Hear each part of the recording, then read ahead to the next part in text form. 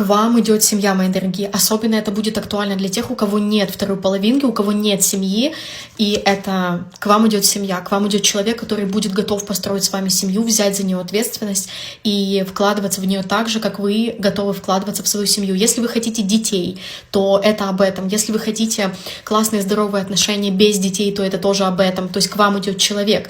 Если у вас сейчас есть семья, то либо вы перейдете с одной семьи во вторую, да, либо вы просто укорените свои чувства, и у вас намного лучше будет любовь, как-то взаимопонимание, более что-то такое душевное, духовное. Это реально чудо. То есть, по сути, у вас будут такие возможности. Да, сейчас вас может протаскивать по самому дну. У вас сейчас могут быть какие-то проблемы, переживания, какие-то непонятные трудности, эмоциональные качели в отношениях.